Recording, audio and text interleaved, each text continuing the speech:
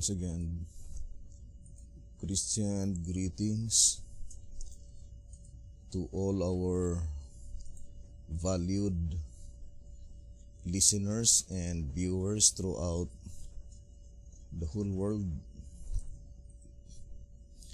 More particularly to all Shepherd's Rod believers, and most especially to our beloved brothers and sisters in the United States of America.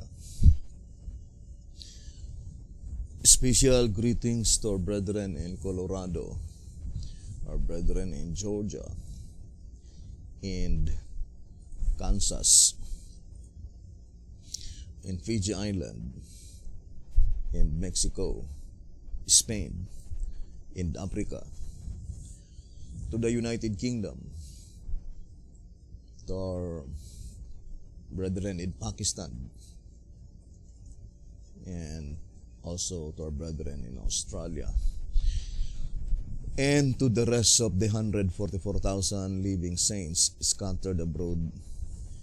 Greetings.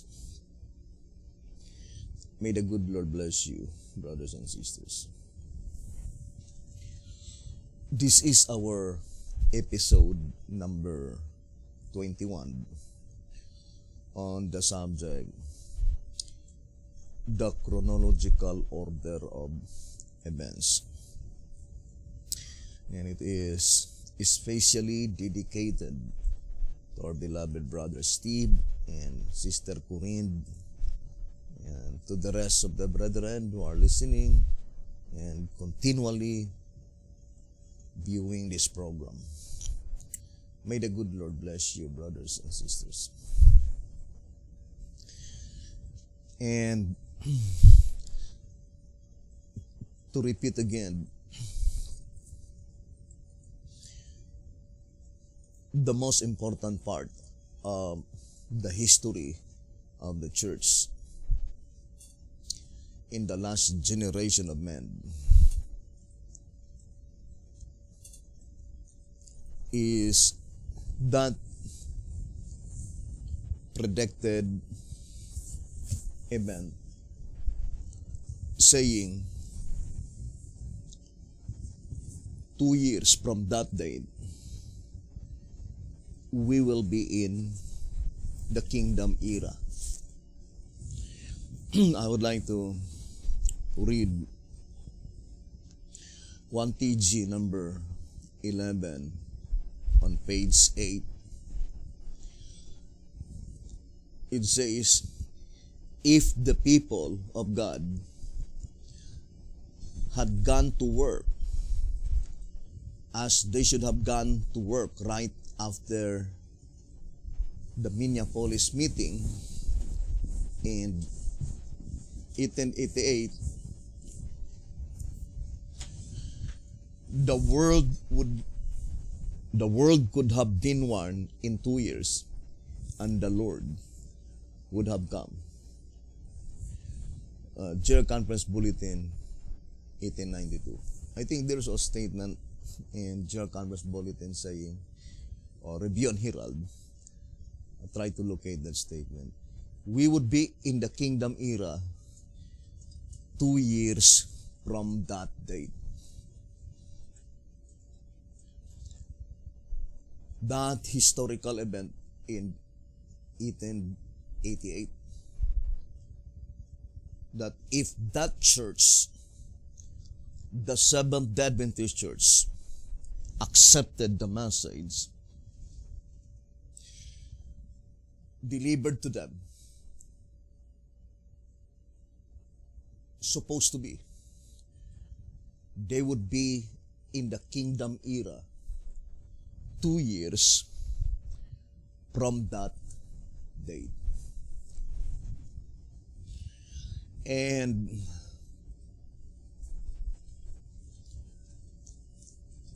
we will try to prove to you that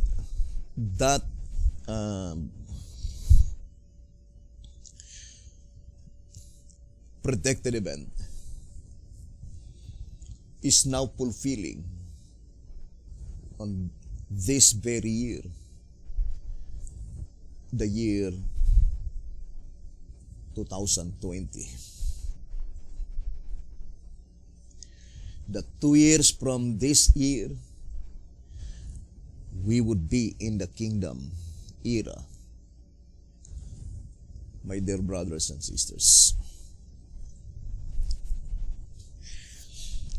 Now, I would like to read 2TG number 31 on page 3, and the quotation here is Acts 3 verses 19, 20, and 21. It says, "Repent ye therefore, and be converted, that your sins may be blotted out, when the times of refreshing shall come from the presence of the Lord. And he shall send Jesus Christ, which before was preached unto you,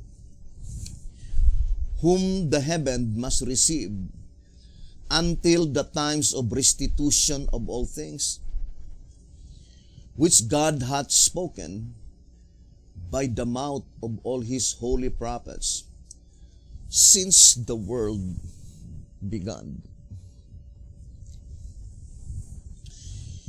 Then it says, here we are told that the heavens must receive the Lord, not forever, but until the times of restitution of all things. He is therefore at the time of restitution to return to earth. Shall this returning be unexpected? Or shall the Lord first send someone to prepare his way? And if someone is to precede his coming, who will it be? And he answered and told them, Elijah verily cometh first, and restoreth all things. Mark chapter 9, verse 12.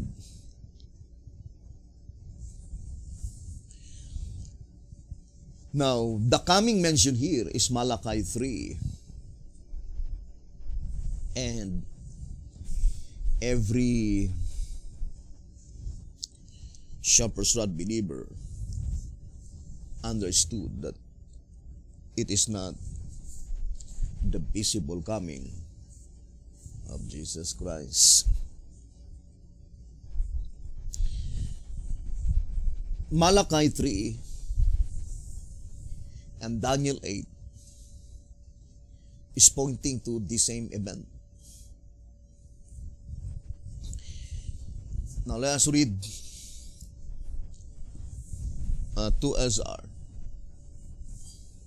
184. It says here, the description by Daniel applies to the commencement of the judgment for the dead. But the one by Malachi 3 verse 1 to 3 is applicable to the judgment for the living. All of the same event, day of atonement, cleansing of the sanctuary.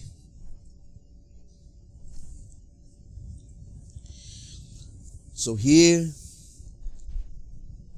the shepherd's rod made it so plain that Daniel 8 verse 13 and 14 and Malachi 3 verses 1 to 3 are pointing to the same event. the Day of Atonement, which is the cleansing of the sanctuary. Now let us focus our attention, brothers and sisters. Let us dig deeper concerning the cleansing of the sanctuary, which is the central pillar of the Advent faith, according to Evangelism 323. Now, here in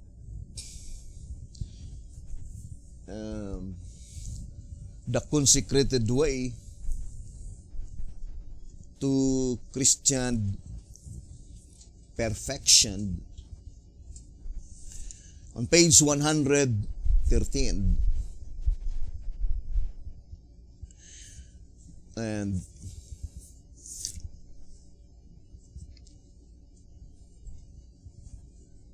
also page 118.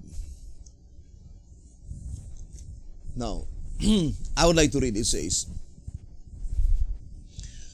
the cleansing of the sanctuary and the finishing of the mystery of God are identical as to time, and are also so closely related as to be practically identical in character and events.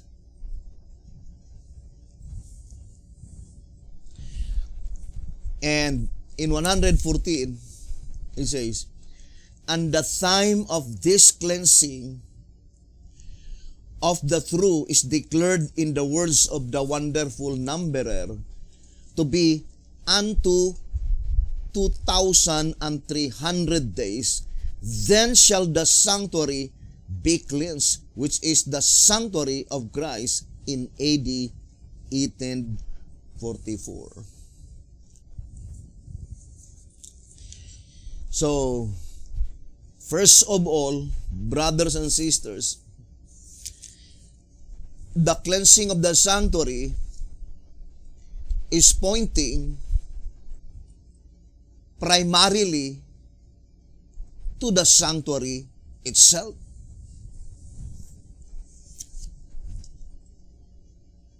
Even as illustrated by the Levitical priesthood, that the sanctuary itself must be cleansed. So, in October 22, 1844, there must be a sanctuary that had been cleansed at that time. And what does it mean by cleansing of the sanctuary? Now, it is little bit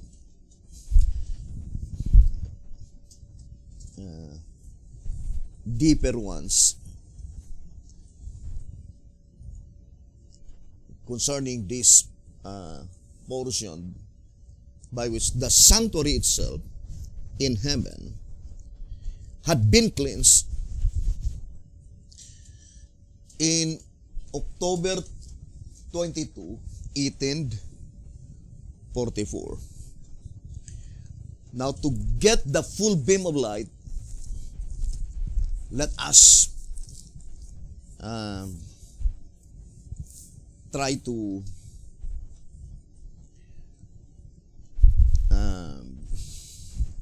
explain this reading in Revelation 21 verse 27. It says, and there shall in no wise enter into it anything that defileth, neither whatsoever worketh abomination, or maketh a lie, but they which are written in the Lamb's book of life.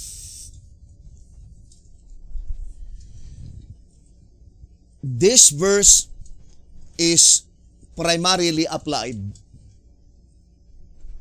to the most holy place. The presence of God the Father.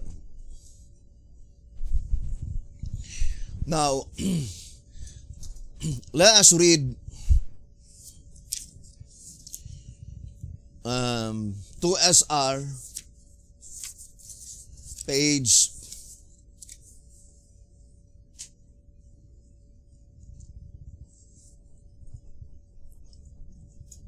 199. 2SR page 199. It says,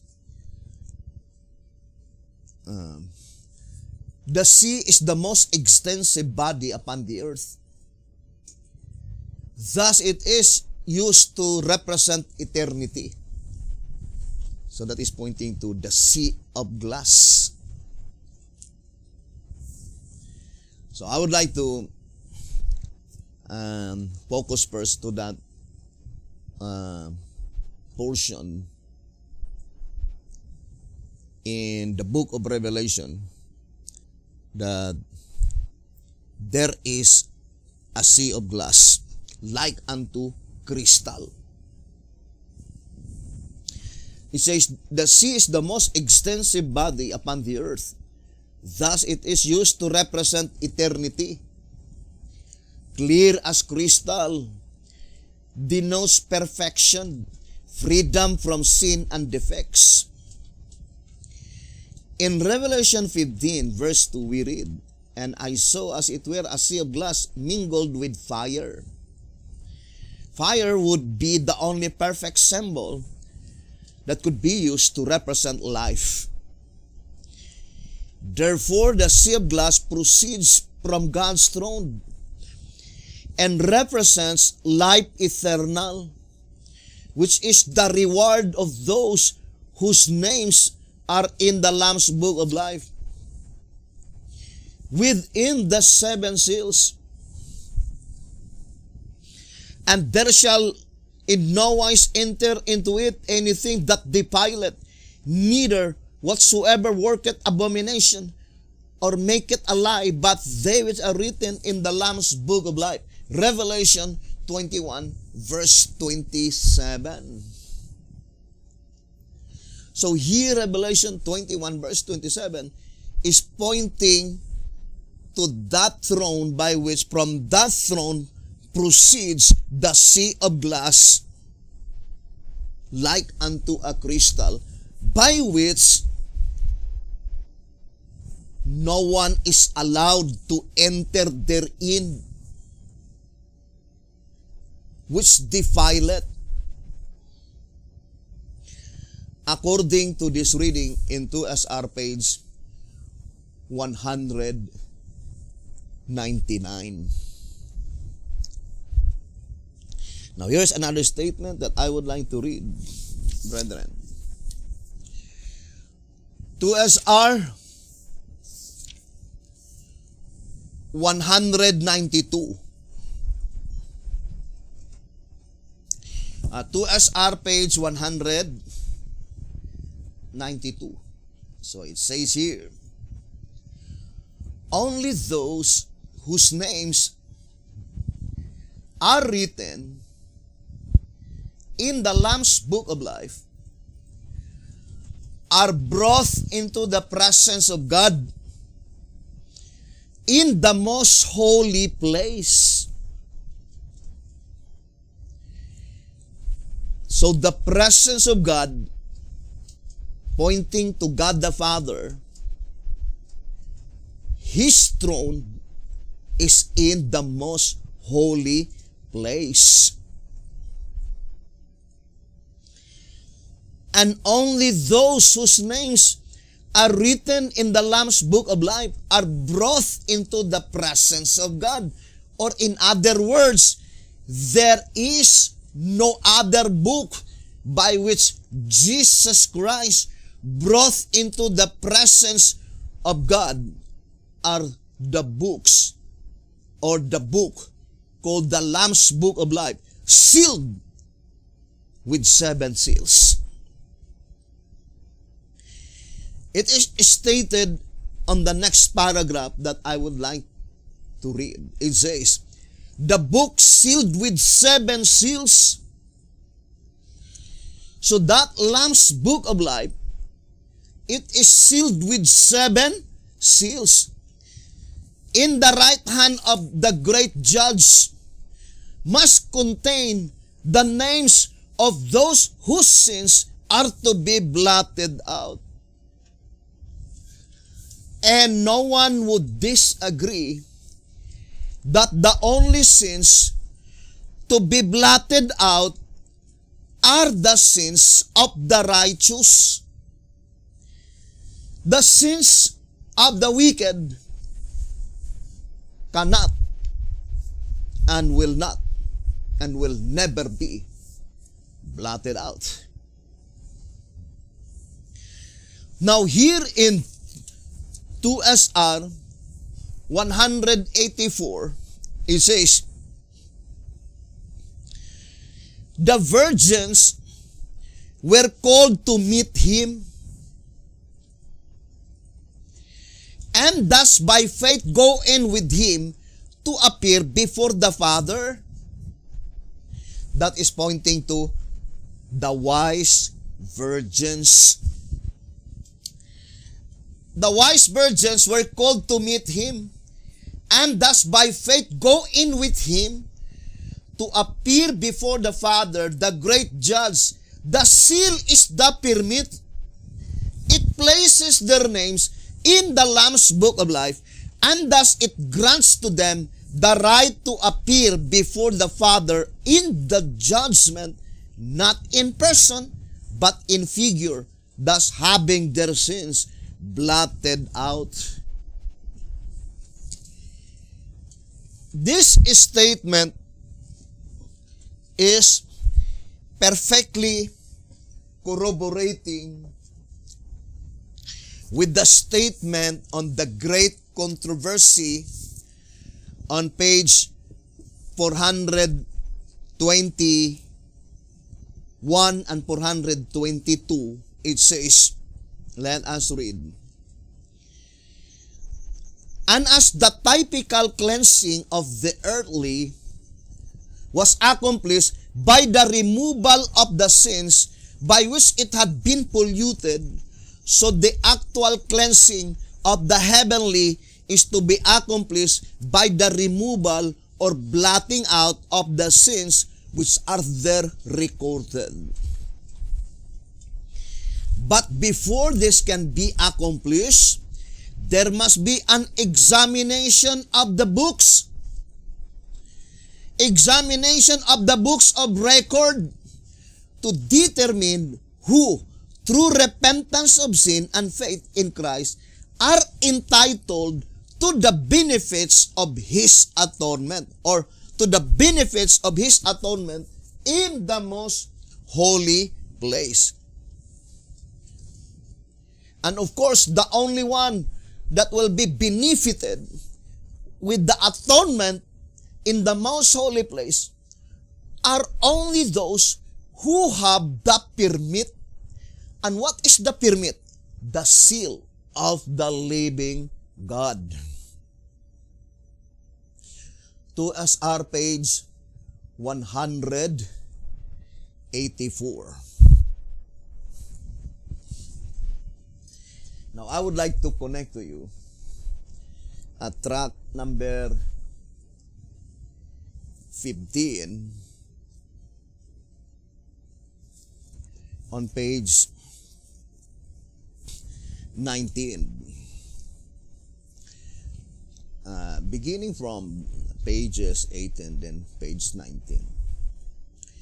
Track number 15. It says, pages 18 and page 19. Although the proceedings of the first two sessions are somewhat different, they are in all other respects similar.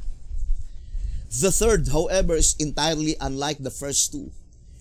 The difference are seen in that before the half-hour silence occurs, there is at the throne a sea of glass like unto crystal.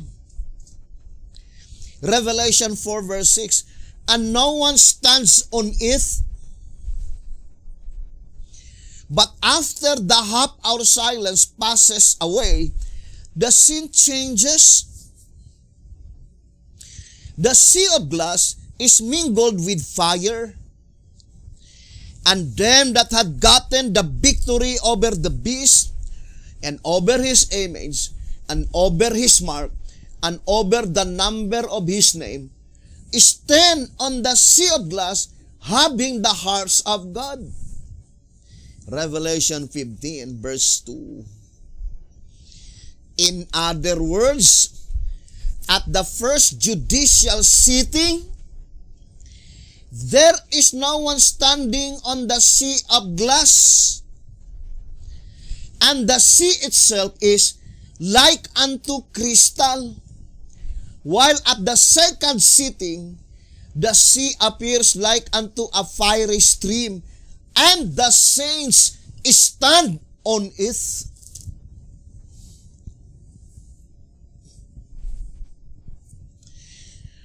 Now, let us ponder deeply, brothers and sisters. There are only two sittings. And the voice of inspiration says that at the first sitting, there is no one stands on the sea of glass. But on the second sitting, the saints is standing on the sea of glass. We know that that could not be literal, because the saints is on earth and the sea of glass is in the heavenly sanctuary. It is in the most holy place. I would like to read to us our 100.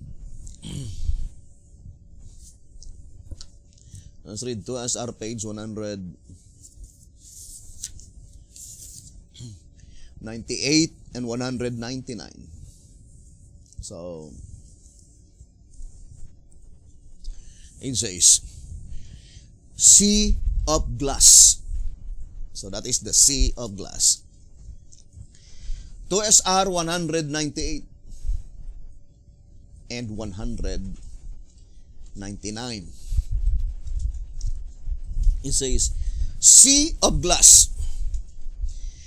And before the throne, there was a sea of glass, like unto crystal.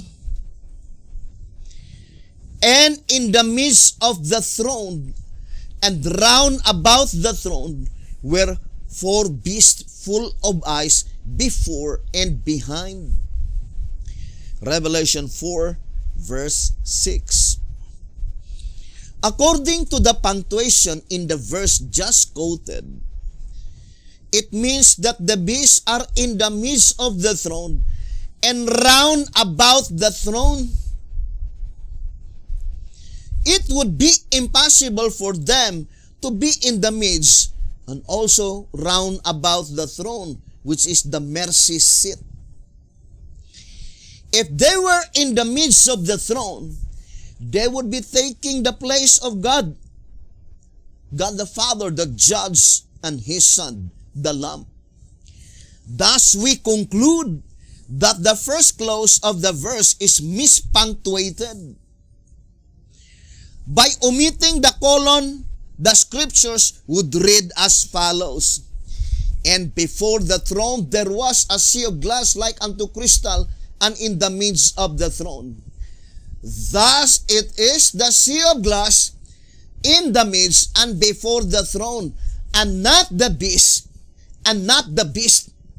The sea of glass proceeds from the throne and is a symbol of life eternal in the same manner as the Lamb as is a symbol of Christ, our advocate. 2SR, pages 198 and 199. Now, brothers and sisters,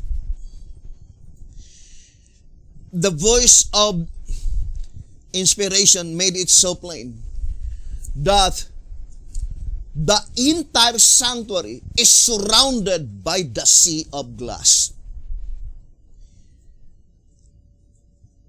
In the midst of the throne, before the throne, and around the throne, that is the sea of glass. Or in other words, the entire sanctuary is surrounded by the sea of glass.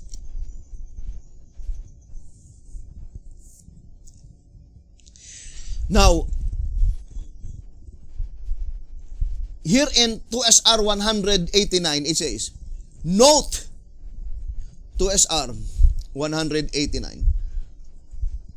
Note that around and before the throne in the sanctuary is the sea of glass.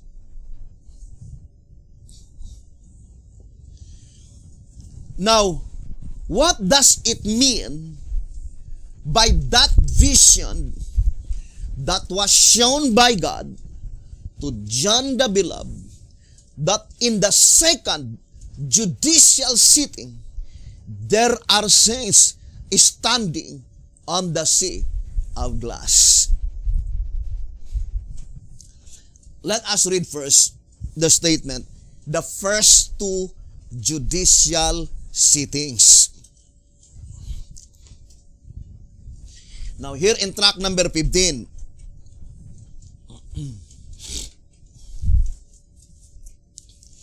track number 15 on page, let us read, on page 29, but beginning on page 28. In the typical atonement, everyone's destiny among the professed people of God was forever fixed. Those who complied with the demands of the law were left to live, and those who did not were cut off from among the people. Thus, it must also be in the antitypical atonement. In the typical service, only those who had come before God with confession and repentance, and whose sins through the blood of the sin offering were transferred to the sanctuary, had a part in the service of the Day of Atonement. So in the great day of final atonement and investigative judgment, the judgment of the first two sittings, you see, the judgment of the first two sittings, the time to separate the tares from the wheat, the bad fish from the good, from among both the dead and the living, from among both the dead and the living, the harvest. Then it says, the only cases considered are those of the professed people of God. The Great Controversy, page 480. Those who have at one time or another accepted the call and have the right to be clad in the wedding garment. Thus the question, if the judgment first begin at us, what shall the end be of them that obey not the gospel of God? 1 Peter 4:17. Now, brothers and sisters, remember, the voice of inspiration declared clearly that in the most holy place, in the heavenly sanctuary, nothing is allowed to enter therein that defile it. But the absolute fact is that it is even more definite in the statement in 2SR 192 that the only book that Jesus Christ will brought into the presence of God the Father in the most holy place is the Lamb's Book of Life, sealed with 7 seals. And the only names to be inscribed into that book are the names of the righteous whose sins are to be blotted out. Now here's another statement that I would like to read. To Ezra, page 199. It says, the book, I would like to read in the upper portion. It says, the reward which is to be granted to those who are judged, sea of glass. What is the reward? Sea of glass. What is the sea of glass? Represents life eternal. So let us read again the statement in 2SR 199. The reward which is to be granted to those who are judged, sea of glass.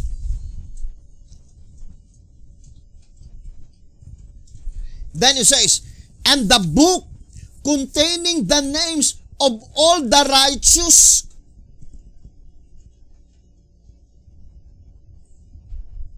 The only names contained into that book are the names of all the righteous, beginning with Adam and on to the close of provision, the end of the gospel, 7 seals.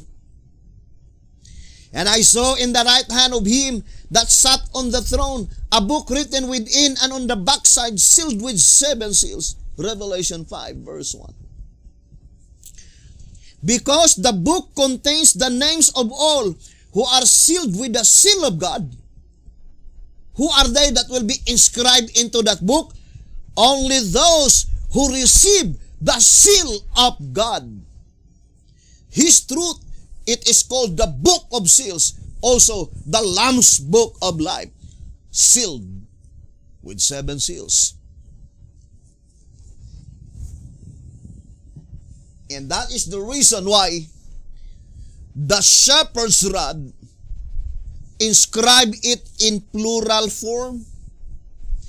Track number 3, page 7, it says that not every name that has been entered into the Lamb's books will be retained there. Why is it that it is inscribed in plural form, Lamb's books? Because the Lamb's books, the Lamb's book, which contain the names of a mixed multitude, that is not sealed with 7 seals. Because that books contains the names of the wicked and the righteous. And why is it that that books, which is a mixed multitude, inscribed in plural form, Lamb's books? Because it is divided into 7 different sections. Those who died under the first seal, those who died under the second seal, and those who died under the 3rd seal, 4th seal, 5th seal, 6th seal, and 7th seal. So I would like to illustrate, brothers and sisters, this is the Lamb's books of life, which contain the names of the righteous and the wicked. 7, 6, 5, 4, 3, 2, then 1. 7 sections.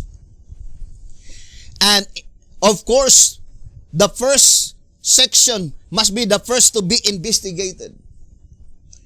And those whose names will be left into this book, it will be transferred to the vessels. Why is it that it is inscribed in plural form? Vessels. Because there are 7 vessels. The only book in the heavenly sanctuary by which, brothers and sisters, which is called a purified or a clean book, that is vessels and represented by the barn.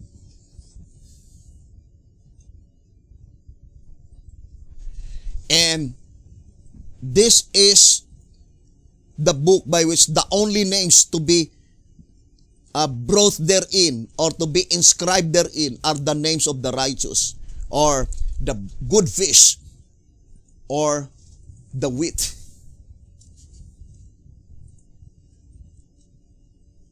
Now,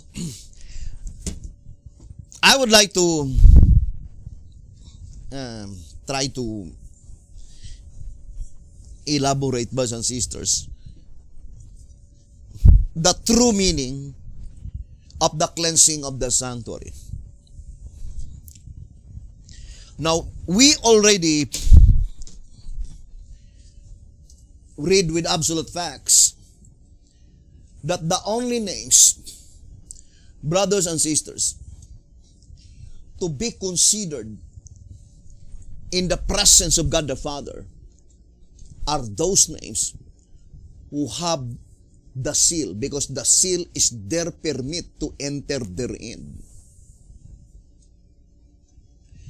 No one can enter into that place by which they failed to obtain the seal of the living God.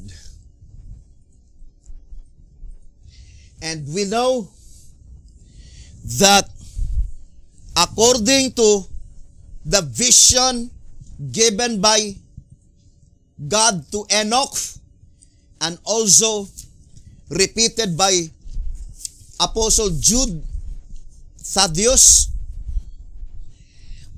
it is very plain.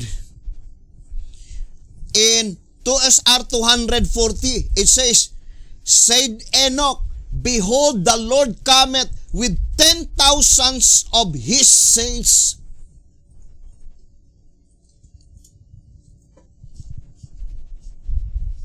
So the only one mentioned is the saints.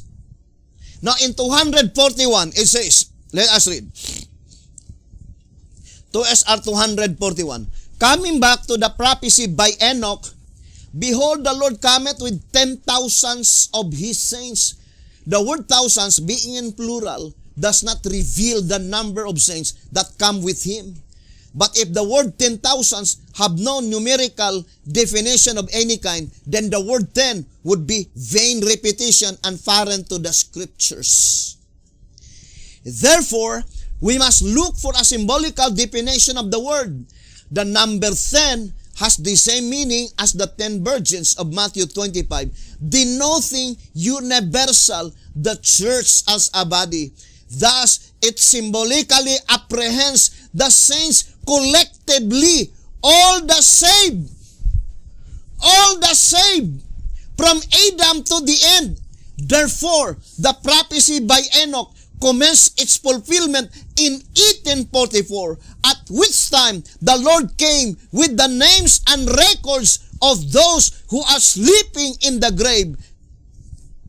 And it says, and when the investigation of the dead is finished, then he comes with the names of the living saints.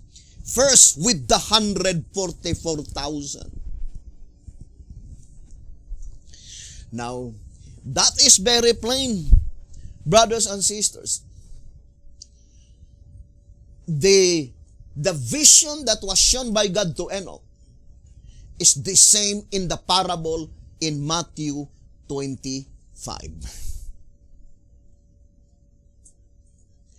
In Matthew 25.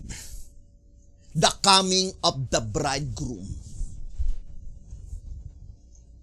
Now, let us read again the statement in 2SR on page 181.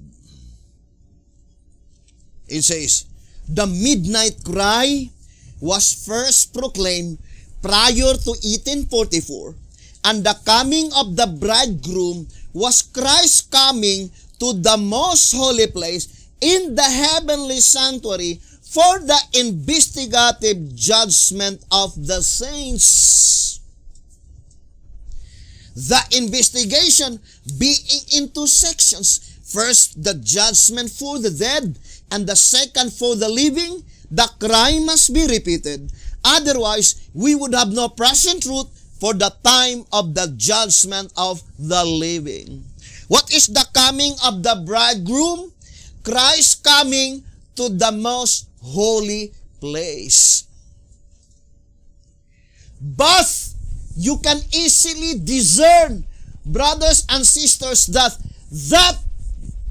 Matthew 25 is more definitely and directly applied in the judgment for the living rather than for the dead, according to that reading in 2SR page 181. Let's read 2SR page 181. It says, the cry for the living being of a greater importance to the world than the one for the dead, and as the virgins are a figure of the living church, the parable must have a direct application to the church at this present time, the coming of the bridegroom for the judgment for the living. But indirectly, it points back to the commencement of the midnight cry, the first angel's message, the judgment for the dead.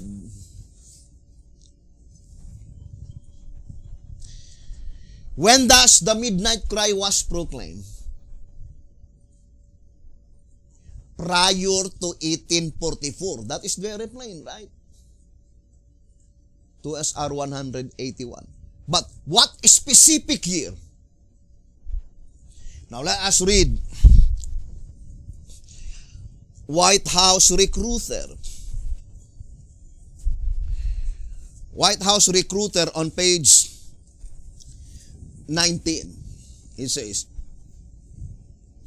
the only revelation of new prophetic truth subsequent to the Reformation is the announcement of the year in which was to begin the work of cleansing the sanctuary, primarily in behalf of the dead, based on Daniel 8:14, but not then fully understood as its announcement was made by the first-day Adventists. It necessarily follows that they were the third group of servants with a new and distinctive message, and as is well known, they started proclaiming it in the year 1833, announcing that the cleansing of the sanctuary was to commence in the year 1844.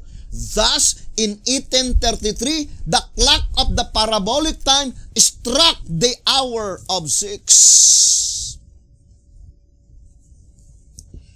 White House Recruiter on page 19.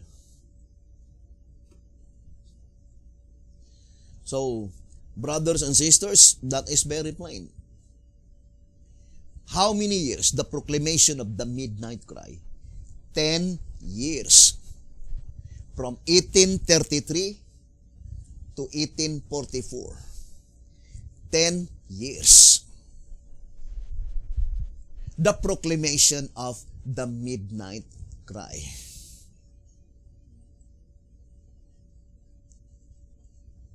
At that time, where is Jesus Christ?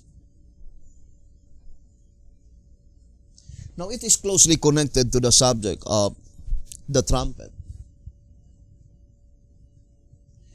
And it is also closely connected to our subject, the cross. What hour? in 1833 in the parabolic hour in Matthew 20, White House Recruiter, page 19. In 1833, that's the parabolic time struck on the hour of 6. But in our modern timepiece of clock, that is 12 noon. 12 noon. 1833. That is 12 noon. But in reality, in the illustration in the subject concerning the crucifixion of Jesus Christ, what happened to that 12 noon? Now, I would like to read, brothers and sisters, 2SR.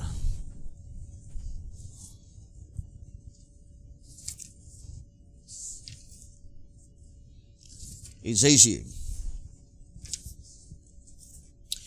2SR on page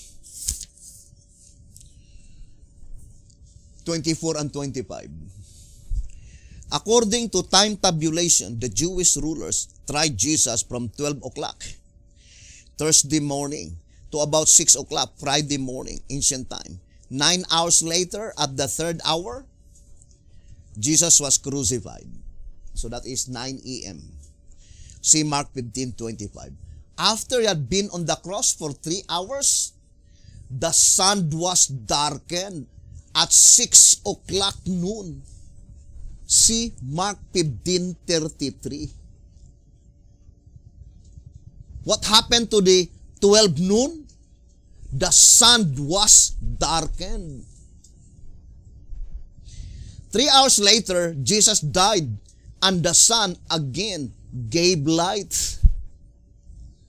2SR 24 and 25. And you will notice how perfect the scriptures, brothers and sisters. Now, I would like to read to you first track number 5. Here in track number 5. And ponder deeply, brothers and sisters, because it is a very important prophecy.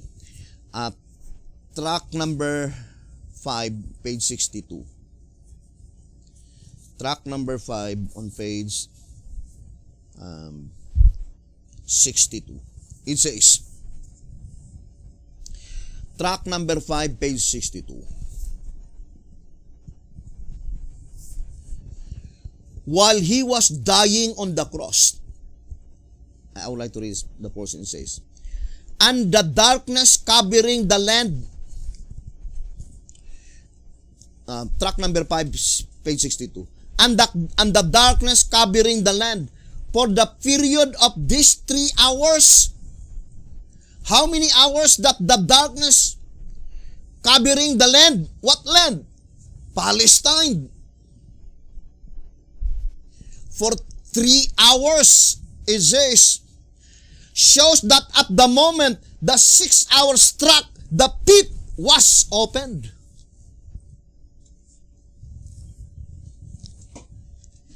So, although at this time we will not focus on that portion, but on our next episode, we will prove to you the perfect connection of that subject, 12 noon, when the sun is in her full strength. I would like to remind again, brothers and sisters, it is very important to study this because that is the illustration when the third angel's message will swell into a loud cry. It is illustrated that the sun is in her full strength. 12 noon at midday. Now let us read 1SR. Page 21. It says, of the three angels of Revelation 14, verse 6 to 11, John writes, "And I saw another angel fly in the midst of heaven, and the third angel followed them. These angels, following each other, were seen flying in the midst of heaven, where the sun would be at midday in its full strength."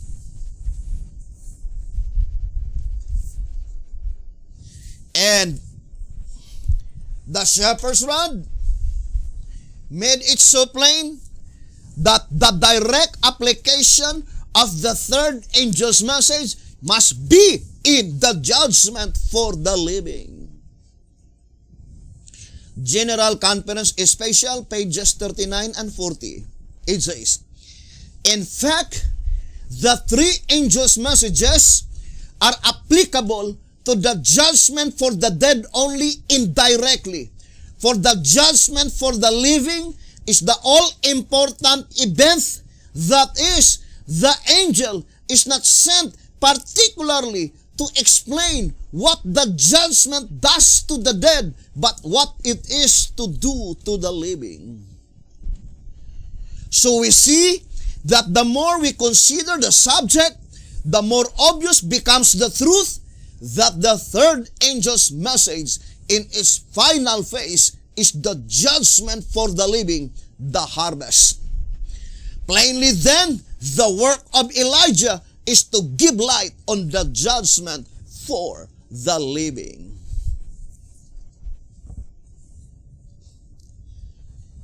And if you still remember the statement in 2TG, it says that when the judgment that pertains to the dead is finished, another message must be introduced. Let's read 2TG. 2TG number 11. 2TG number 11 on pages 12 and page 13. 2TG number 11, pages 12 and page 13. It says, for example, after the harvest,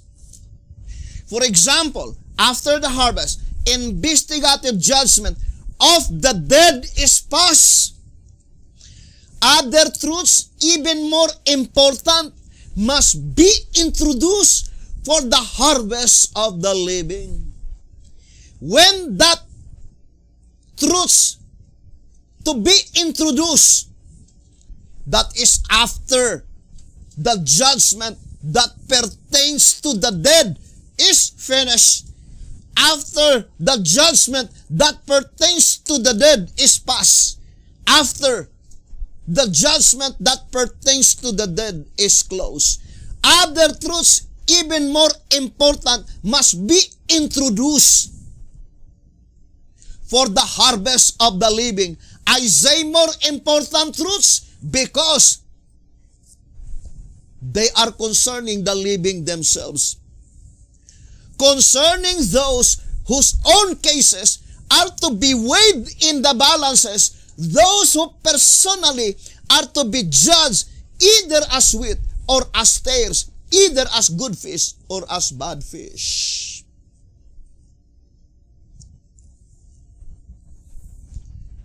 Brothers and sisters, I would like to repeat again that the Bijan today,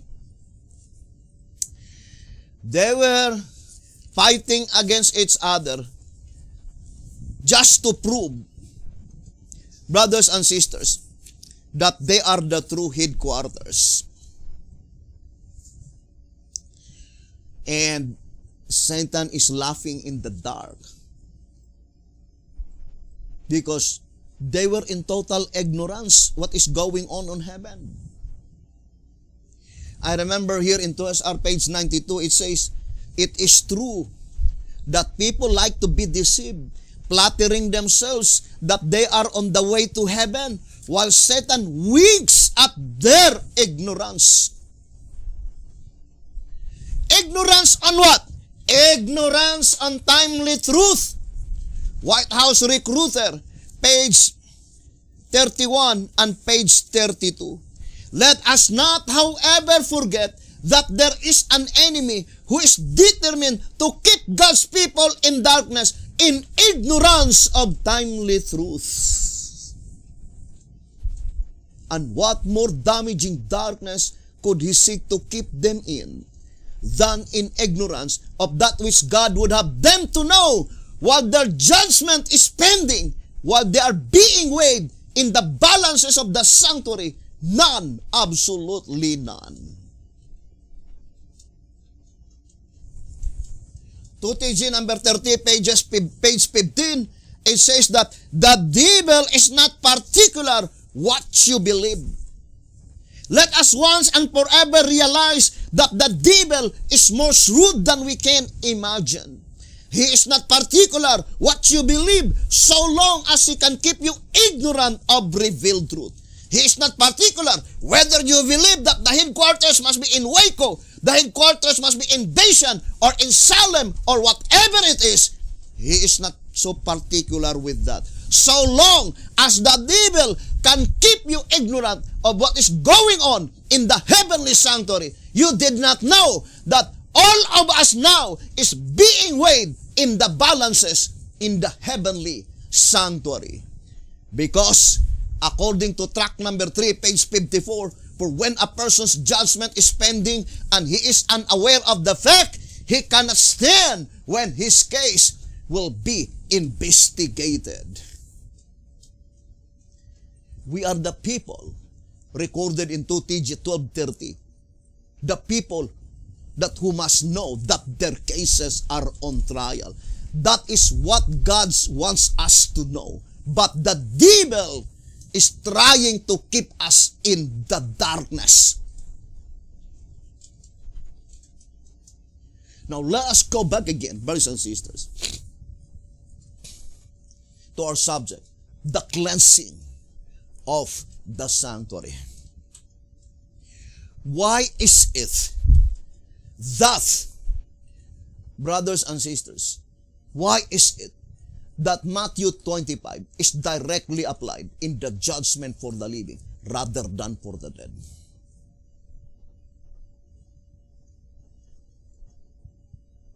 It's so because, brothers and sisters, Matthew 25 is pointing to the second coming of Christ to the most holy place.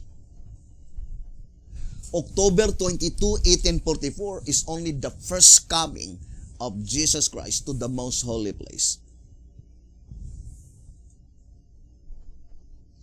And secondly, brothers and sisters, when William Miller began to proclaim the message in 1833, at that time, Jesus Christ is in the holy place, in the heavenly sanctuary, in the third heaven. Now, I would like to show to you. This is the sanctuary. And this is the holy place, then most holy place. In 1833, Jesus Christ is in the holy place. Now, I would like to read to you track number 3. Here in track number 3,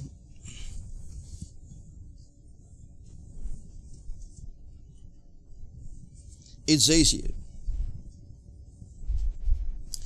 track number 3 on page 17 and page 18.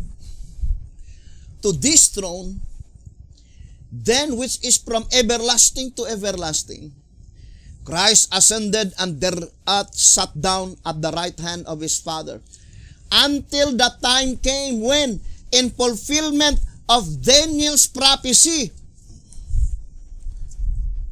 and of John's revelation, sometime after the little horn power came into existence, both he and his Father moved to the sanctuary throne.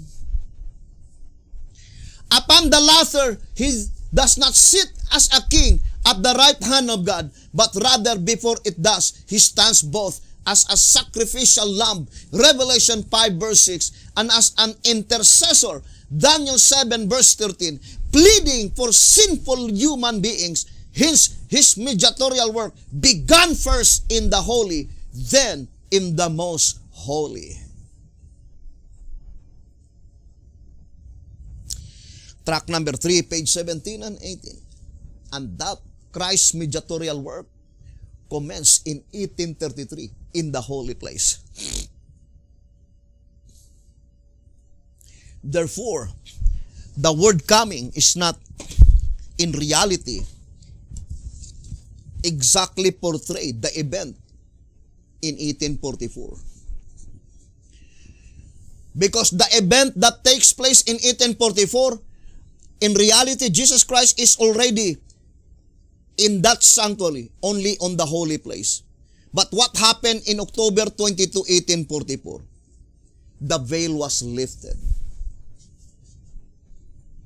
Therefore, grammatically incorrect to say that Jesus Christ is coming to the most holy place, brothers and sisters, in 1844, while in reality, he was already there in 1833.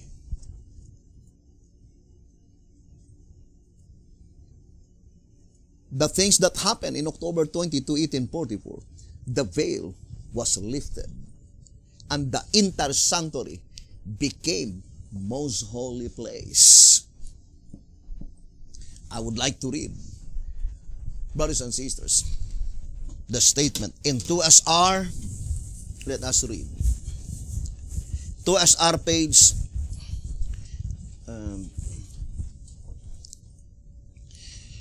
200. Let's read 2SR page 215. It says, 2SR page 215. The altar is in the holy place, just opposite the throne that is in the most holy. The two apartments were separated by a veil. In the Day of Atonement, the veil or door of the earthly tabernacle was opened, and the high priest went in. But let it be remembered that the door veil was left open while the high priest officiated. Thus the two apartments became one. For this reason, the congregation were not permitted in the holy place on the day as they were at other times. For the veil being lifted, the holy place also became most holy.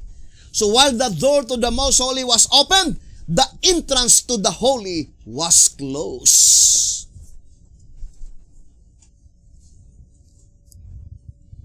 Now, let us ponder deeply, brothers and sisters, and let us illustrate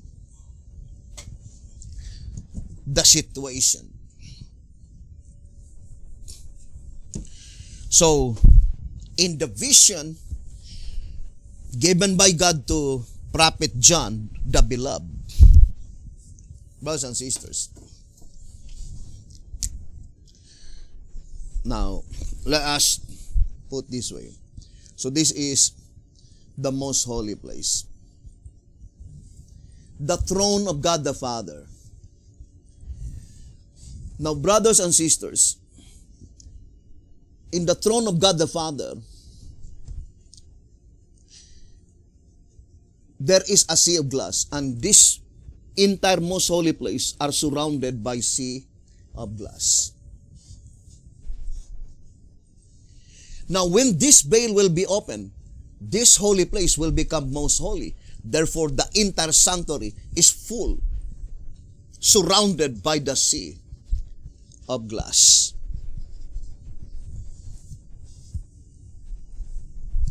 Now, before the veil was lifted in 1833,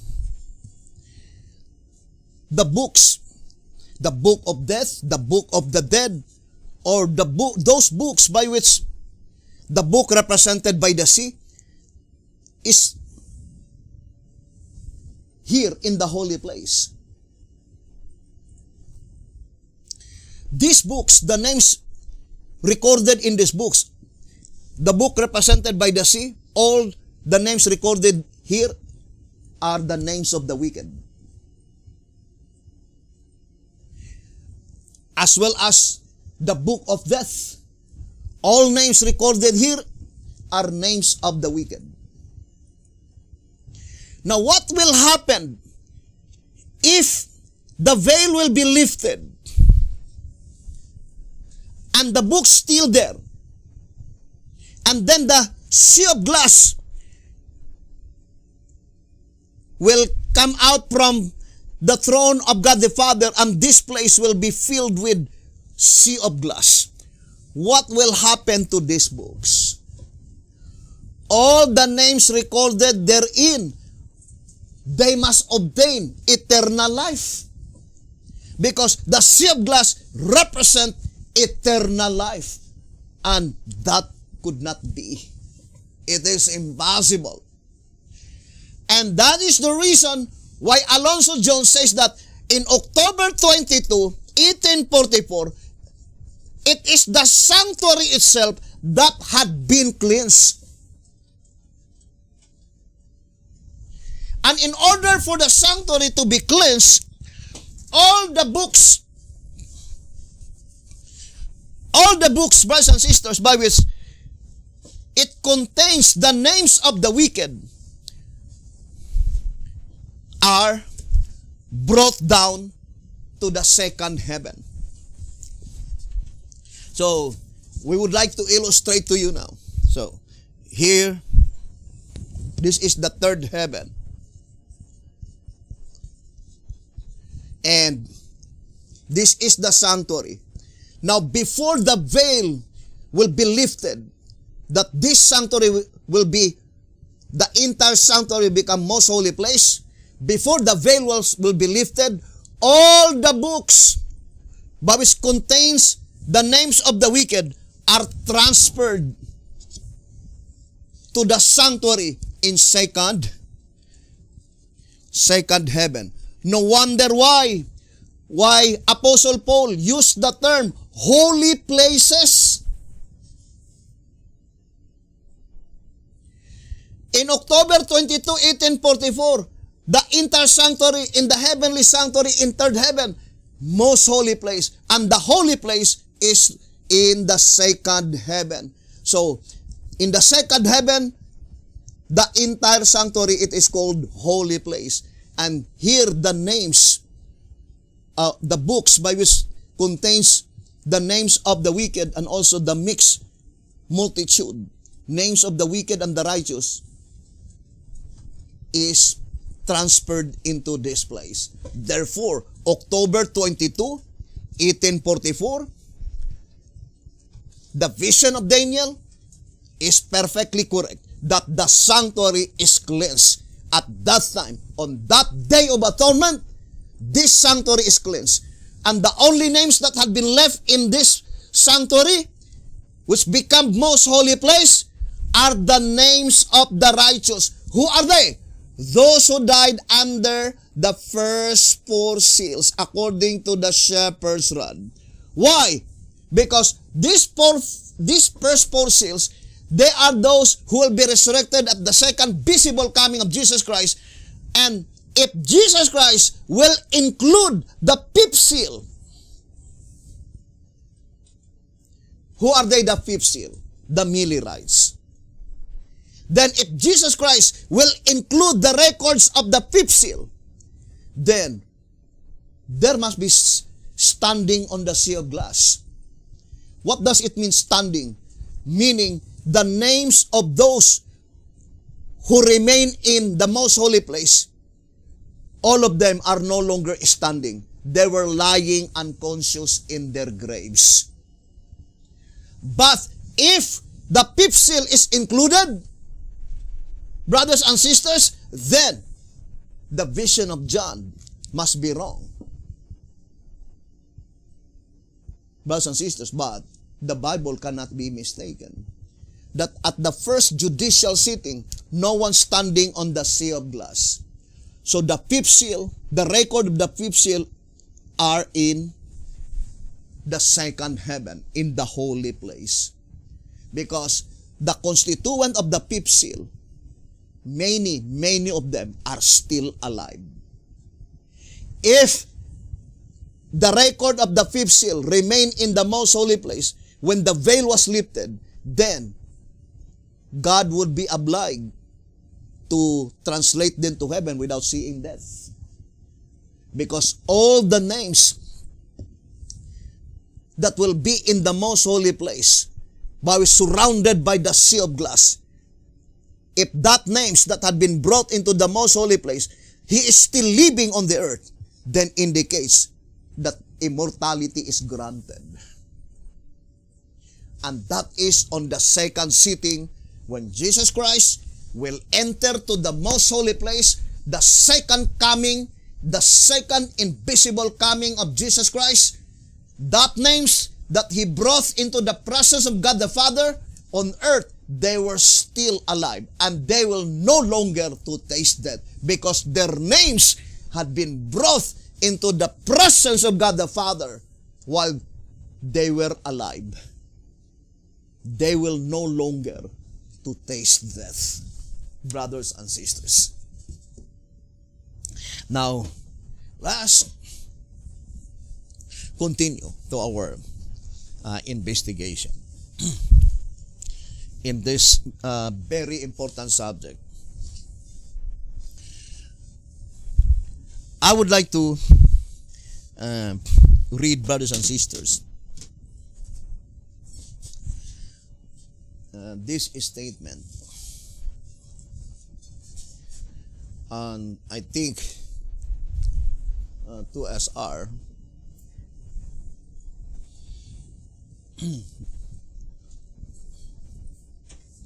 let's read.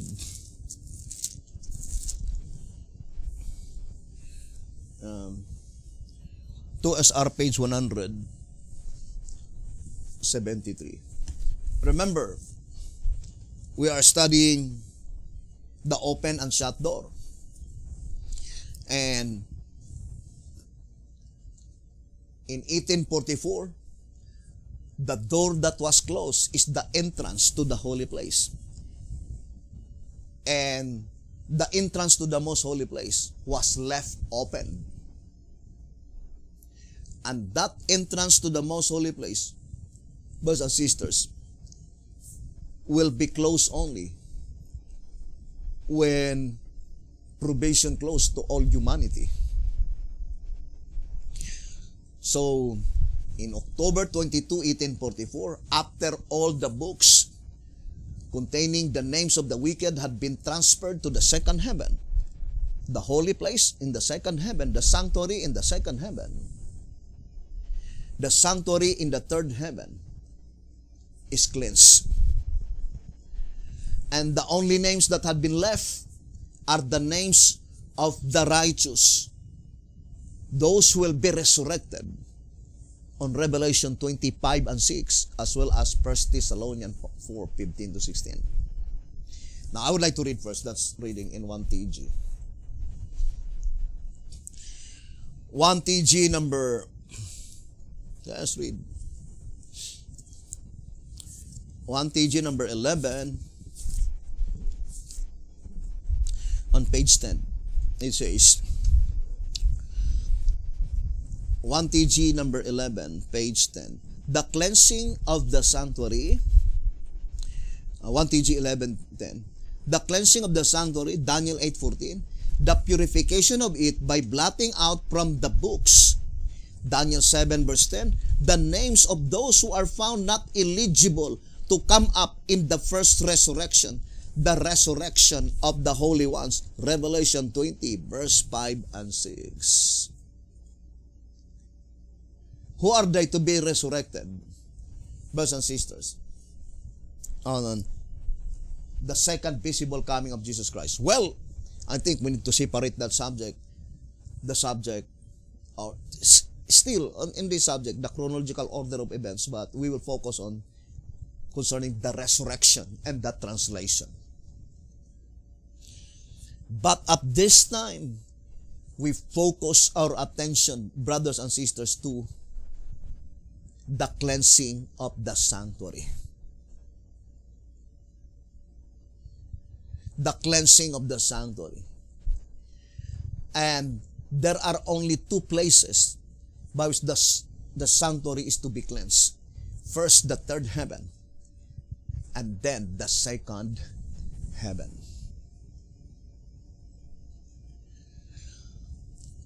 Now, I would like to read to you 2TG, number 12, on page 29. It says, 2TG 12, 29, and 30. The only difference you see is that Daniel was shown the judgment being set up, whereas John saw it in full session. The revelation, moreover, in the following verses again and again endeavors to make us see that the event there portrayed is the judgment in session. Fear God and give glory to Him, for the hour of His judgment is come. And I saw thrones, John declares, and judgment was given unto them. Revelation 20 verse 4. John truly penned it as a prophecy, but when it actually takes place, then God's agency on earth, the spirit of prophecy in the church, is to proclaim that the event has actually taken place. Since the records of both the dead and the living must be reviewed by the judicial tribunal, the first angel's message, Revelation 14 verse 6, must be proclaimed in both periods, in the period of the judgment of the dead and by a loud cry in the period of the judgment of the living. The direct application of first angel's message, therefore also the call to come out of Babylon, are actually made in the day the earth is lightened with the glory of the angel. See Revelation 18 verse 1 to 4. The revelation, therefore, is to be more fully understood during the judgment of the living. Now, Revelation 14, 6 and 7 and Revelation 20 verse 4, according to this reading, is applied to both judgment. Judgment that pertains to the dead and judgment that pertains to the living. But let us focus first to Revelation 20 verse 4.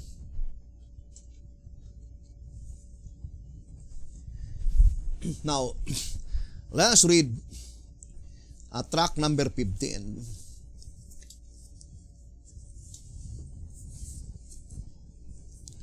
Track number 15. I would like to read first page 23. Track 15, 23. Moreover, as there is but one judicial sitting during the millennium, the thrones of verse 4 must be in session jointly with the great white throne. Furthermore, it is not likely that the great white throne would be in session all by itself. Now let's go to track 15, page 18. The third session, the one during the 1,000 years, is at the great white throne. Revelation 20 verse 11 to 12. The throne of Him from whose face the earth and the heaven flee away. At this latter throne, there is no sea of glass, no beast, no lion, no lamb. And although there are lesser thrones, so the great white throne, there is no sea of glass, there is no beast, there is no lion, there is no lamb. That is the great white throne. But why is it that it says, although there are lesser thrones, why is it that the shepherds rod called Revelation 20 verse 4 lesser thrones? And there are lesser thrones. Revelation 20 verse 4, inspiration does not flatly say who sits on them. Now, brothers and sisters, we know that the illustration in the most holy place is a replica also to the holy place. But why is it that Revelation 20 verse 4 are called lesser thrones? Because in this study, the most holy place, if we will compare to the earthly tribunal, that is the supreme court, the higher court. So second heaven, the thrones there are called lesser thrones. Brothers and sisters, it is a branch of the court in the Supreme Court. And the voice of inspiration says, although it did not flatly say who sits on them, and it did not flatly say how many thrones are there, but for sure, it is more than one thrones, or one throne, more than one throne, because it is inscribed in plural form, but for sure, that is the thrones in the holy place. And thrones represents judicial proceedings. So let us distinctly separate the judicial proceedings in the most holy place and the judicial proceedings in the holy place, which is the second heaven, which is called the lesser thrones.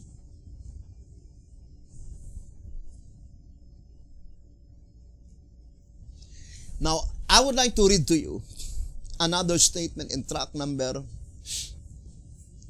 1. Let's read.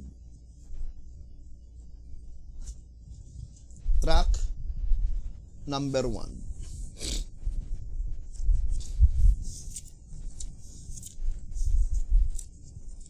It says here, tract number 1, page 8. Since the throne seen by Isaiah was a train written new, and since as it entered into the temple, the post of the door moved at the voice of him that cried, and the house was filled with smoke. Isaiah 6, verse 1 and 4. It therefore is a traveling throne, whereas both the one of Revelation chapter 4, having the sea of glass before it, and the one in Revelation 22, having the river of life before it, are stationary thrones. There are two stationary thrones. And what is that two stationary thrones? The other one is cometh the river of life. But the other stationary throne cometh the sea of glass.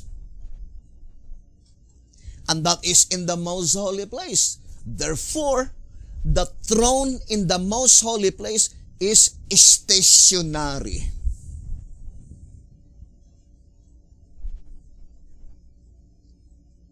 Right, brothers and sisters? It is stationary. And the other stationary throne, that is called the administrative throne. There are two stationary thrones. The administrative throne, which cometh the river of life. And the other stationary throne is the judgment throne located in the most holy place, where the sea of glass cometh from that throne. Now let us continue to the next paragraph. It says here,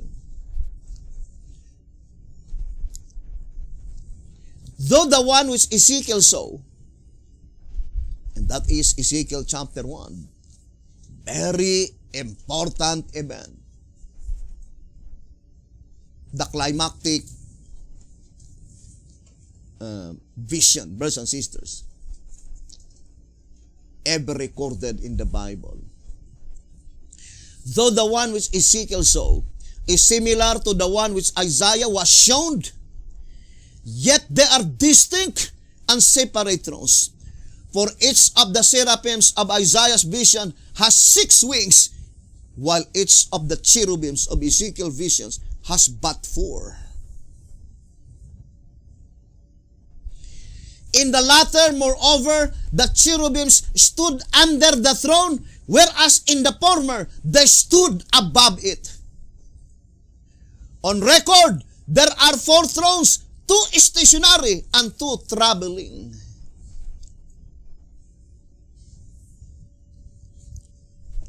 Now, I would like to illustrate the statement, brothers and sisters. What is the statement given by the shepherd's rod? I would like to make an illustration. According to that reading, brothers and sisters, that in the vision that was shown by God to Isaiah and Ezekiel, that in Isaiah chapter 6, the seraphims stood above the throne. So the throne must be here. So, because they standing above the throne. I would like to read again. Track number 1 on page 8. It says, in the latter, moreover, the cherubim stood under the throne, whereas in the former, they stood above it. So the word former meaning the former that had been mentioned, that is the seraphims. The seraphims stood above the throne. So the seraphims stood above the throne. And the cherubims stood under the throne. Now let us explain first. The seraphim stood above the throne. If the only throne that we know is the throne in the most holy place, the stationary throne, which is located in the third heaven, then are we saying, brothers and sisters, that the seraphim stood above the throne? There is fourth heaven?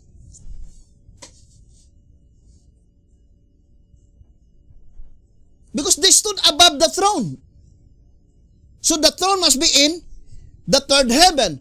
And the seraphim stood above the throne. And that is why it's very important to understand the cleansing of the sanctuary.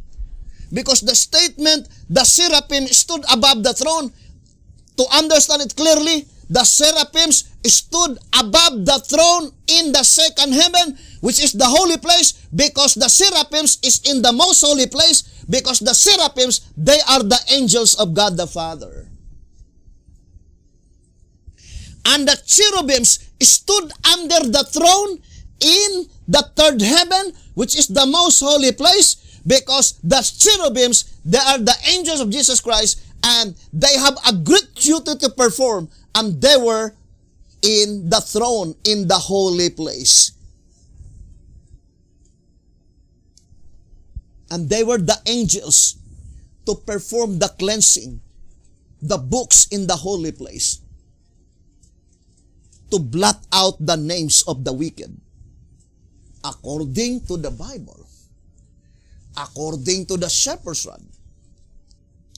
Now, I would like to read 2TG. 2TG number 11.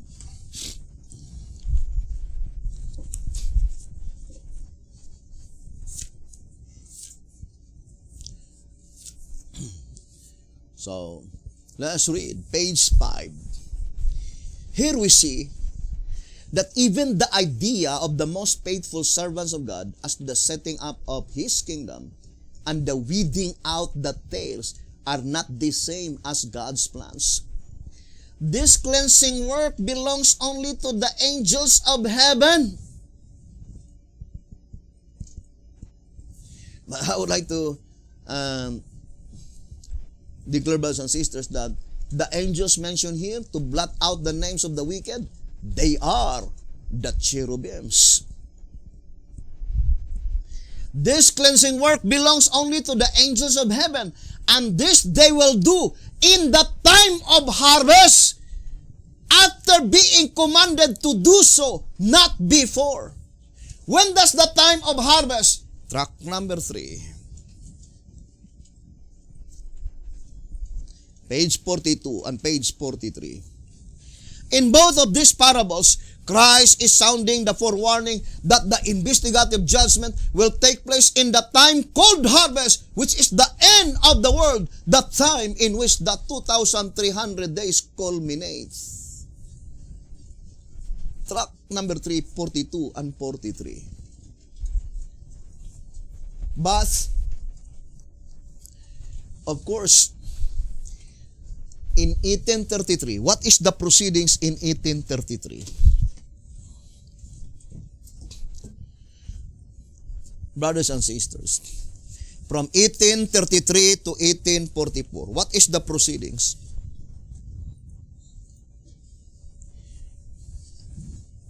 So, I would like to show a very simple illustration. So, from 1833 to I would like to October 21, 1844. The work of Jesus Christ here is blotting, not blotting out. Blotting the names of the wicked.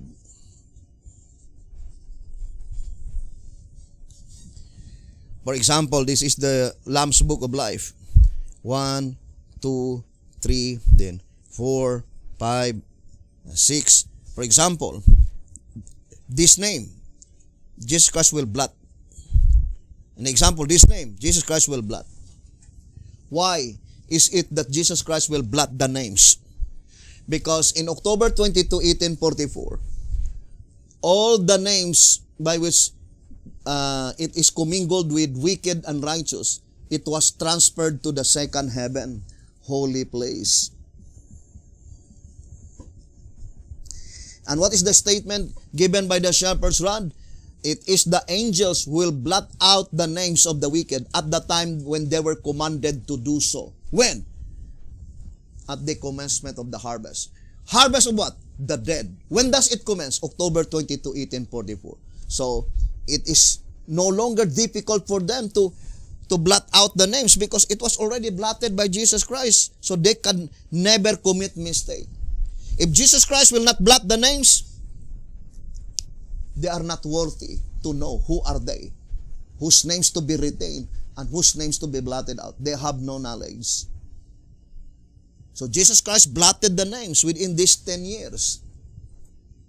When all the names have been blotted, only, brothers and sisters, to the temple. Because there are 3 groups, brothers and sisters, to pass the investigation. Temple, altar, and worshippers. But in 1833 to 1844, that is only the temple. Therefore, when all the books have been transferred to the holy place, then that is the fulfillment of that vision that the seraphims is standing above the throne. That is the throne in the holy place. The seraphims are standing above that throne because they were in the most holy place, and the cherubims are standing under the throne in the most holy place because they were in the holy place in second heaven. Because the entire sanctuary in October 22, 1844 in the third heaven became most holy place. And that is the Bible says holy places. Brothers and sisters, according to the book of Hebrews on chapter 9, holy places. Now, let us go back to our reading, as I've said, brothers and sisters. Let us go back to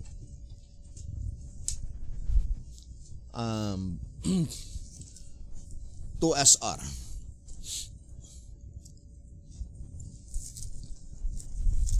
If only we have definite understanding, brothers and sisters, concerning the sanctuary doctrine, it will not be difficult to comprehend the subject. But the fact is that we need ample time just to explain, brothers and sisters, what is going on in the heavenly sanctuary. Now, I would like to read to us R 173. It says, let us read the statement. After the investigation is completed, to SR 173. After the investigation is completed and every case decided, the temple of the testimony will open similar to when the typical open at the close of the sacrificial system. I would like to read again. It says, after the investigation is completed and every case decided, the temple of the testimony will open similar to when the typical open at the close of the sacrificial system. Now, let us read the statement in Bible commentary.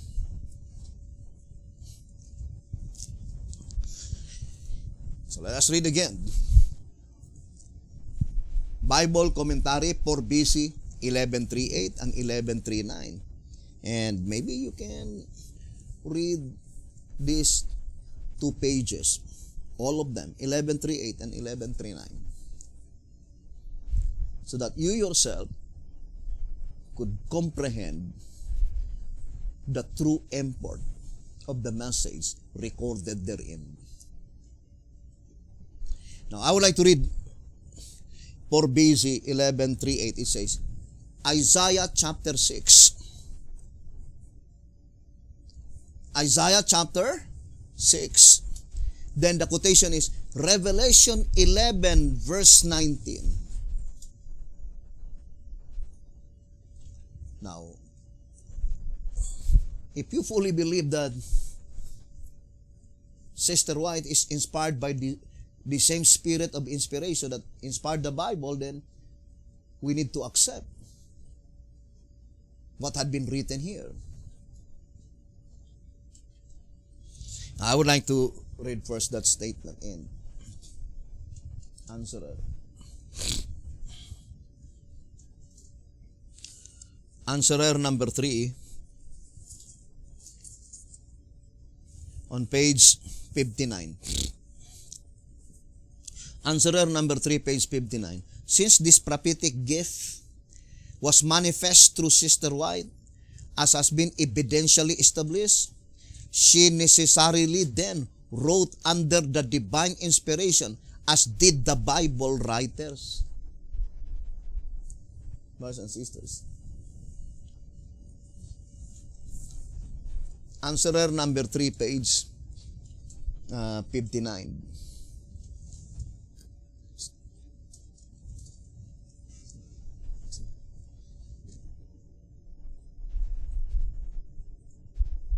Nag-under pa? Nag-signal aso? As did the Bible writers. So it says here, brothers and sisters, Isaiah chapter 6, Revelation 11:19, and it says, Isaiah's experience represents last day church. Do not forget that. This vision of Isaiah illustrates the last day church.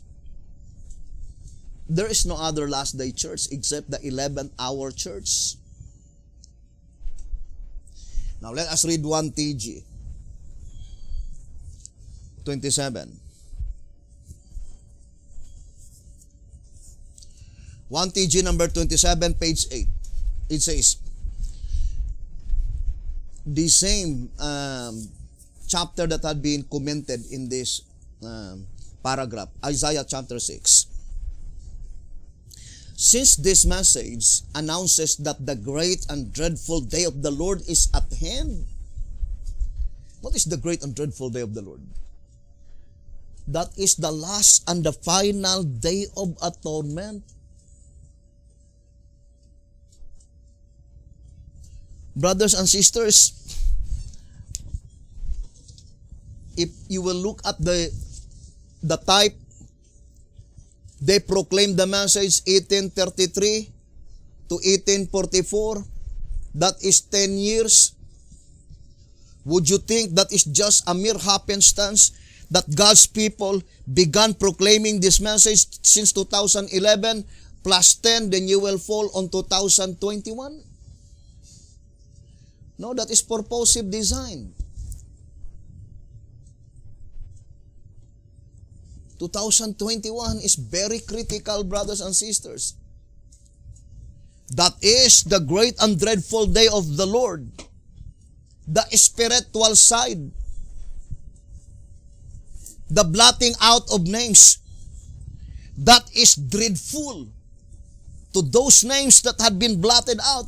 But that is a great day to all of them whose names had been retained in the Lamb's Book of Life. Now, I would like to read 1 TG 27, page 8. Since the message announces that the great and dreadful day of the Lord is at hand, that the judgment for the living is about to begin, this statement, brothers and sisters, it was written for the purpose in proclaiming the message this very year, 2020, because the blotting out of names is about to begin. Now, I would like to read again the statement, 1 TG 27, page 8. Since this message announces that the great and dreadful day of the Lord is at hand, that the judgment for the living is about to begin, and since Isaiah the prophet was given a vision of the Lord's moving into His temple for this judicial work, the prophet experiences while he was yet in vision must therefore represent the experience of God's servants who are to announce the day of the Lord. His experience and commission must be our experience and commission. Whose church is this? Is it the Seventh-day Adventist Church? The Seventh-day Adventist Church has no knowledge concerning the great and dreadful day of the Lord. General Conference Special, page 39, it says, the judgment for the dead, furthermore, is not the message of the great and dreadful day. It does not even touch on the prophecies of the great and dreadful day of the Lord. Do not even touch. Do not even mention. How could the Seventh-day Adventist Church be able to proclaim that message when that message was not and never entrusted to them? The only group of people must be the Davidian, you and I, if we will be faithful. But I would like to emphasize the explanation given by the spirit of prophecy. Let us read page 1139. It says, the vision given to Isaiah represents the condition of God's people in the last days. They are privileged to see by faith the work that is going forward in the heavenly sanctuary. What a high privilege to see by faith the work that is going forward in the heavenly sanctuary. That statement is the same with 2SR 237. 3-hour schedule, closely connected to the proceedings in the heavenly sanctuary, that the principal reason that Jesus Christ followed that particular rule is to present to His church the exact time of her history by periods. And that church is the 11th hour church according to 2SR 234. Because the truth of the parable has never been understood by any other company except the 11th hour church. I already quoted 2 passages, but not yet. 2SR 237. The reason that he followed that particular rule. And we have 2 SR 234.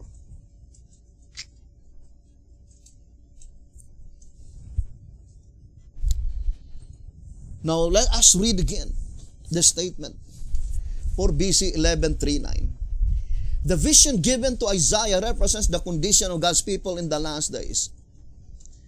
They are privileged to say by faith that the work that is going forward in the heavenly sanctuary. Some will mock us and ridicule us instead of giving thanks and praise to the Lord that we have been given the privilege to know what is going on in the heavenly sanctuary. The question is, 1 SM 122, are we awake to the work that is going on in the heavenly sanctuary?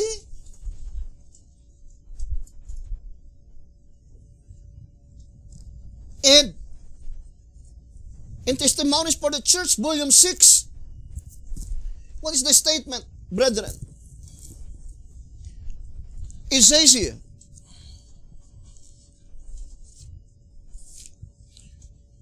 brethren, to whom the truths of God's word had been opened, what part will you act in the closing scenes of this world's history?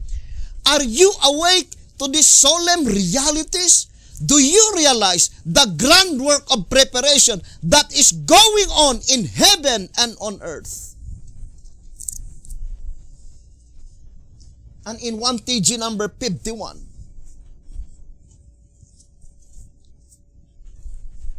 on page 5 and 6, if the church is not commensurably growing and expanding, then how can she be a living church? And how can she keep up with the signs of the times and with the progress in the sanctuary above? I remember the statement in the Great Controversy. It says here, the Great Controversy,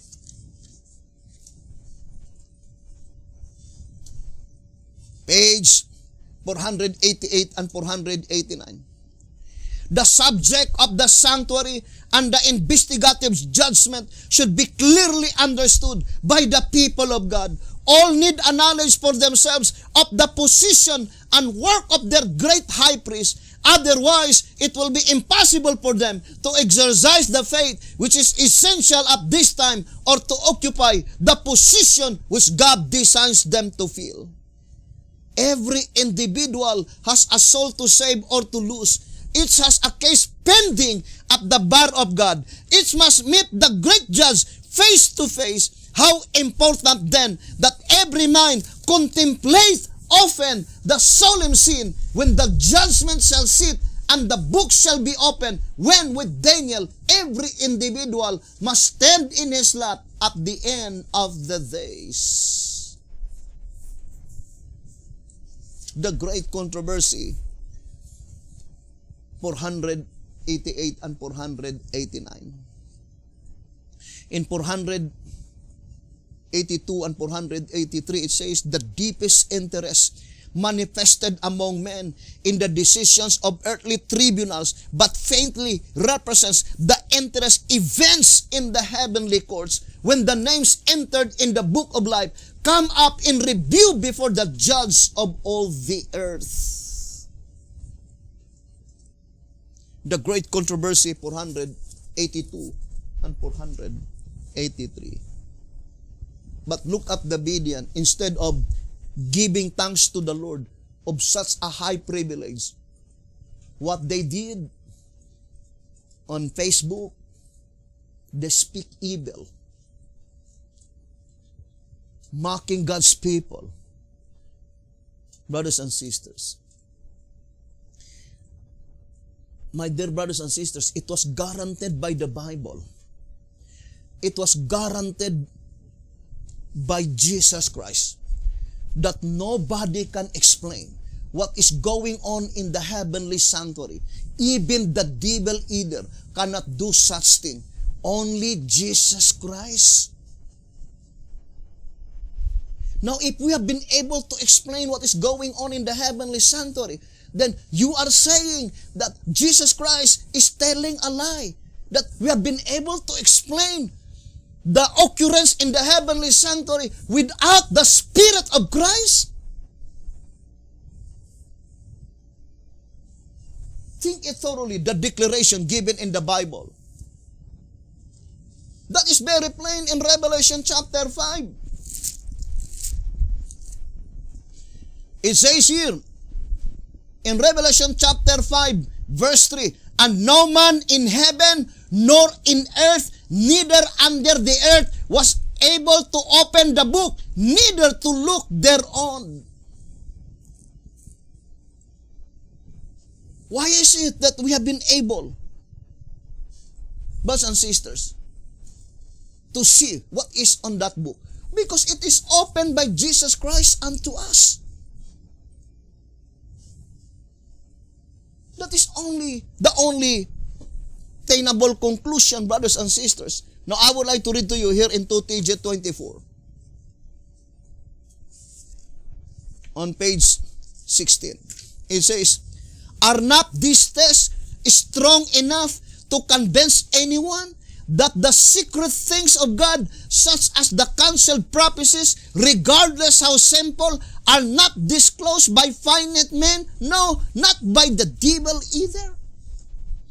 That when God wants a thing to be a secret, though it be plain and simple, it remains counseled until He Himself reveals it. Then when it is revealed, all are to know that God Himself is at work. 2TG 24:16. And that statement is even more definitely applied to the proceedings in the heavenly sanctuary, because that open and shut door is pointing to the heavenly sanctuary. Early Writings, page 42. It says, brothers and sisters, Early Writings, page 42, the open and the shut door. I saw that Jesus has shut the door of the holy place, and no man can open it. What does it mean by no man can open it? Would you think the statement in Early Writings, page 43, saying the enemies of the present truth had been trying to open the door of the holy place in the heavenly sanctuary, that Jesus has shut, and to close the door of the most holy place, which He has opened in 1844, where the ark is, containing the 2 tables of stone on which are written the 10 commandments by the finger of Jehovah? Ponder deeply. You think that is literal? Are you saying that the wicked is in the third heaven and they are trying to open the door in the holy place? And trying to close, brothers and sisters, the entrance in the most holy place? Think it thoroughly, brethren. The only thing before the entrance in the holy place was closed, the only thing that was shown by God to Sister White, there are only 2 things. The Ark of the Covenant, by which the 10 commandments, by which the 4th commandment shine brighter among the 10. And the second one is the pot of manna, which represent obeying the 10 commandments and also health reform as the right arm of the 3rd angel's message. And that is the only thing that was shown to Sister White. And then after that, it was closed. Then after it was closed, no man can open it. What does it mean? It was proven with absolute fact. Nobody explains. Brothers and sisters, that what is the proceedings in 1844? Even to engage in private interpretation, it was controlled by God. Nobody been able to engage in private interpretation. It is silent. Nobody explains. Because that is the divine decree, that whatever God had closed, Jesus Christ closed, nobody can open, and only Jesus Christ can open it.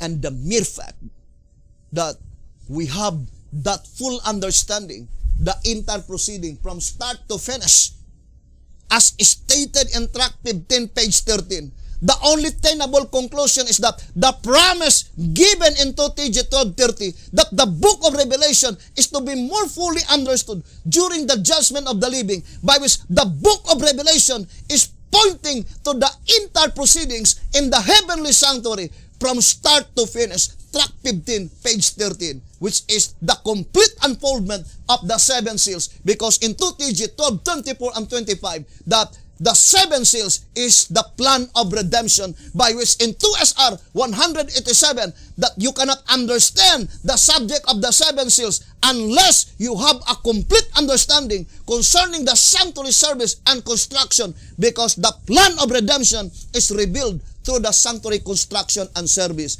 As the Bible said, Psalm 77 verse 13, thy way, O God, is in the sanctuary. Therefore, the sanctuary reveals the truth, past, present, and future. Great Controversy, page 423. And this vision of Sister White is indicating provisionary time. You can read to yourself. For BC 11:38, I know the righteous will be happy. They will be glad. What a privilege to know what is going on in the heavenly sanctuary, to prepare our lives so that our names will be among that names that will be retained in the Lamb's Book of Life. What a great day for the righteous.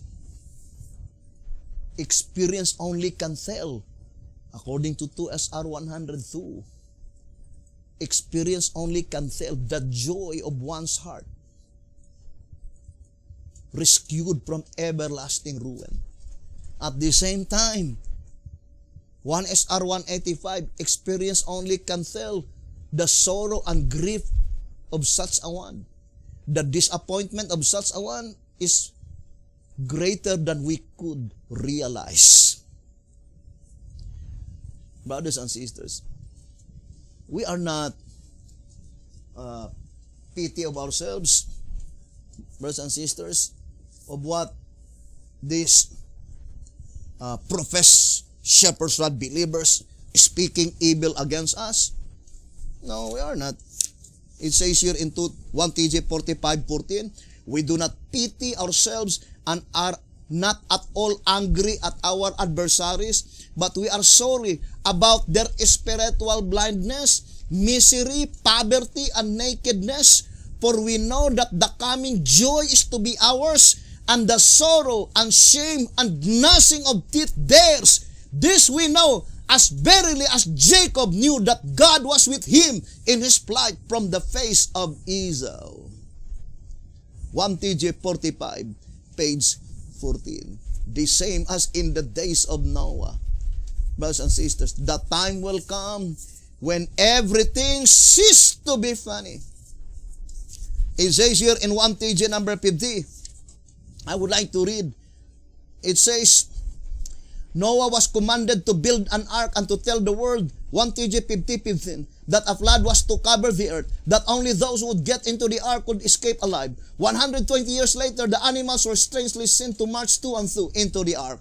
Noah and his family also went in, while the rest of the world laughed and ridiculed.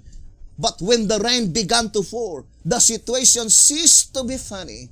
Those outside the ark cried, mourned, plead, but all perished as fools, only because they had failed to give heed to present truth, had failed to feed on meat on due season. What folly, what disaster.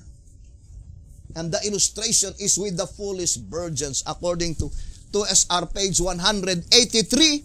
This is the statement given by the voice of inspiration. Brothers and sisters, it says, as the foolish virgins at last came to the door, it is evident that they obtained the oil. Learn of the message. This is 2 SR 183. But there had been a delay. The door was shut and they were left out. Now, why were they unconcerned at first and very zealous at last? The experience in this instance is about the same as that of the deluge. while Noah preached the coming of the flood. The world paid little attention to his message, but those who believed went into the ark at a given time, and the door was closed. But not long afterwards, signs of Noah's predictions appeared, and as drops of rain began to fall, the wicked multitude became alarmed and rushed for the ark, but the door was closed and they were left out. The door that was shut is a symbol showing that provision for the church had closed just shortly after the foolish virgins became alarmed. At last they were willing to pay the price and buy the oil, but it was not a change of heart, only the fear of losing out. Their course of action had left them without the seal. The man with the writer inkhorn had passed them by. What a terrible mistake. What a disappointment. Almost saved, but entirely lost. Hoping, brothers and sisters, that we will be awakened to the reality before everything is too late. I love all the Berean. I love all the Shepherd's Rod believers. I know they were better than me. I know that they were good people.